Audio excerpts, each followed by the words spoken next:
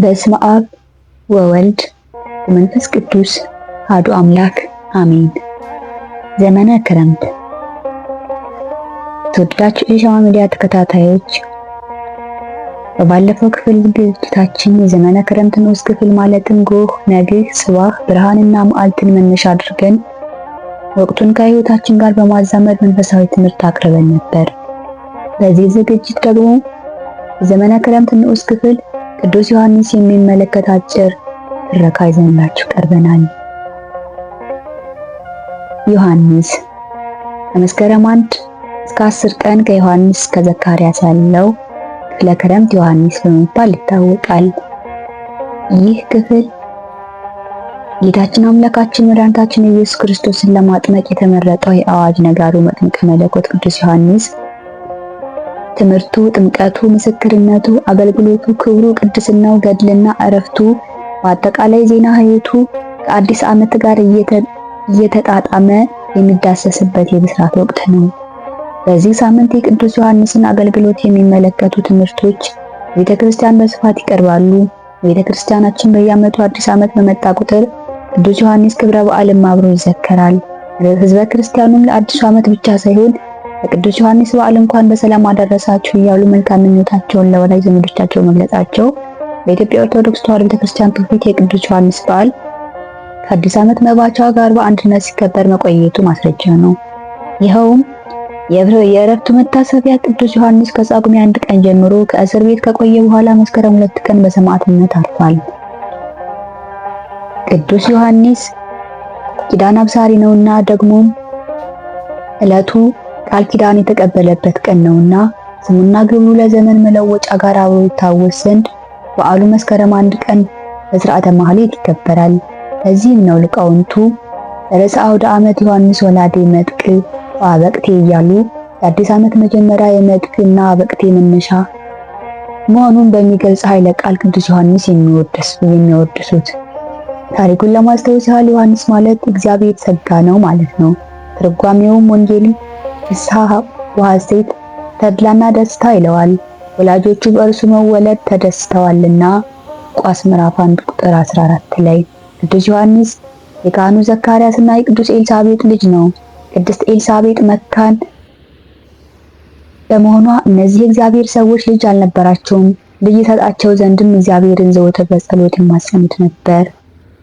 ከዕለታት አንድ ቀን የካህኑ ዘካርያስ ጸሎቱ እንደተሰማና ሚስቱ ቅድስት ኤልሳቤጥ እንደምትወልድ ስሙን ዮሐንስ እንደሚለው በመወለዱ ብዙዎች እንደሚደሰቱ ልጁም በእግዚአብሔር ፊት ታላቅ እንደሚሆን የወይን ጠጅና የሚያሰክር መጠጥ እንደማይጠጣ እንደዚሁም ከእናቱ ማኅፀን ጀምሮ መንፈስ ቅዱስ እንደሚሞላበት የእግዚአብሔር መልአክ ለዘካርያስ ነገረው። ሉቃስ ምዕራፍ 1 ላይ። በዚህ ቃለ ብስራት መሰረት ቅዱስ ዮሐንስ ሰኔ 30 ቀን ተወለደ። ሕፃኑ ዮሐንስም አደገ፣ በመንፈስም ተጠነከረ። እስራኤል እስከታየበት ቀን ድረስ በምድረ በዳ ኖረ። ቅዱስ ዮሐንስ 30 ዓመት ሲሞላው በነቢዩ በኢሳይያስ ቃል መንግሥተ ሰማያት ቀርባለችና ንስሐ ግቡ እያለ እየሰበከ በዮርዳኖስ ዙሪያ ወዳለው አገር ሁሉ ወጣ።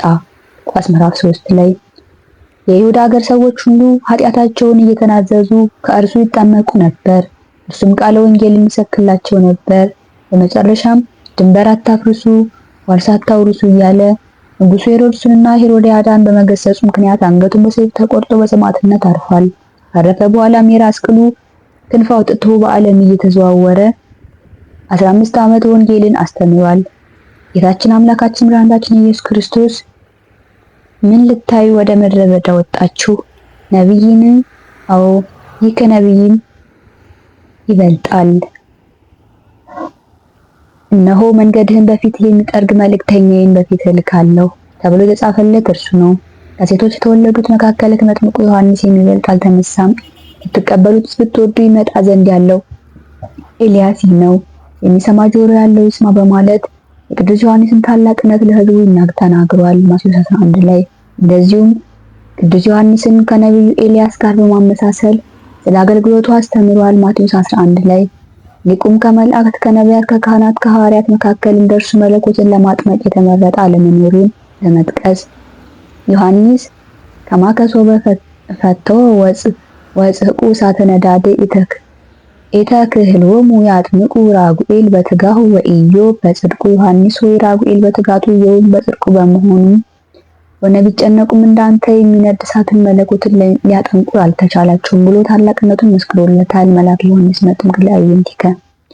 በአጠቃላይ መጥምቀ መለኮት ቅዱስ ዮሐንስ ከአዲስ ኪዳን አበው እንደሆነ የንጹሐን ነቢያት ቅዱስ ገብርኤል አባቱ ዘካርያስ እንዲህ የተነገሩለት ከሕፃንነቱ ጀምሮ ቅኑት እንደ ገበሬ ጽሙድ እንደ በሬ ሆኖ እግዚአብሔርን ያገለገለ በፍጹም ልቡ ዓለምን የናቀ ከገድለዋ ከደስታዋ የተለየ አምላክን ለማጥመቅ የታደለ ሐዋርያ፣ መምህር፣ ሰማዕት፣ ባህታዊ፣ ነቢይ፣ ጻድቅ ነው።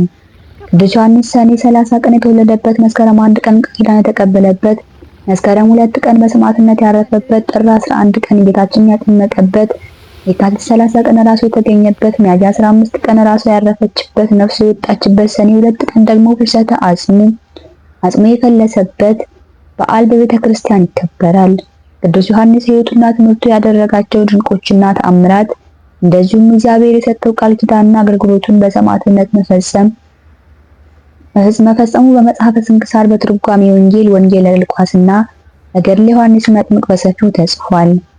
እንግዲህ እኛም እንደ መጥምቁ መለኮት ቅዱስ ዮሐንስ በአጠቃላይ መጥምቀ መለኮት ቅዱስ ዮሐንስ ከአዲስ ኪዳን አበው አንዱ የሆነ ንጹሐን ነቢያት ቅዱስ ገብርኤልና አባቱ ዘካርያስ ትንቢት የተናገሩለት ከሕፃንነቱ ጀምሮ ቅኑት እንደ ገበሬ ጽሙድ እንደ በሬ ሆኖ እግዚአብሔርን ያገለገለ በፍጹም ልቡ ዓለምን የናቀ ከተድላዋና ከደስታዋ የተለየ አምላክን ለማጥመቅ የታደለ ሐዋርያ፣ መምህር፣ ሰማዕት፣ ባህታዊ፣ ነቢይ፣ ጻድቅ ነው።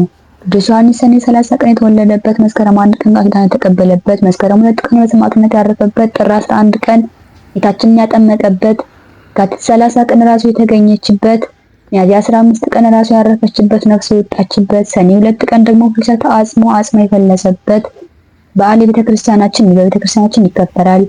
የቅዱስ ዮሐንስ ሕይወቱና ትምህርቱ ያደረጋቸው ድንቆችና ተአምራት እንደዚሁም እግዚአብሔር የሰጠው ቃል ኪዳንና አገልግሎቱን በሰማዕትነት መፈጸሙ በመጽሐፈ ስንክሳር፣ በትርጓሜ ወንጌል፣ ወንጌለ ሉቃስና በገድለ ዮሐንስ መጥምቅ በሰፊው ተጽፏል። እንግዲህ እኛም እንደ መጥምቀ መለኮት ቅዱስ ዮሐንስ ከኃጢአት ተለይተን ራሳችንን ለጽድቅ ሥራ አስገዝተን በንጽህና ሆነን አዲሱን ዓመት ለመቀበል ለሁላችን ከሁሉም በላይ እግዚአብሔር መንግሥተ ሰማያት ለመውረስ እንድንዘጋጅ ይሁን። በቀጣይ ክፍል ዘመነ ፍሬ እናያለን። ስብሐት ለእግዚአብሔር። ቆይን።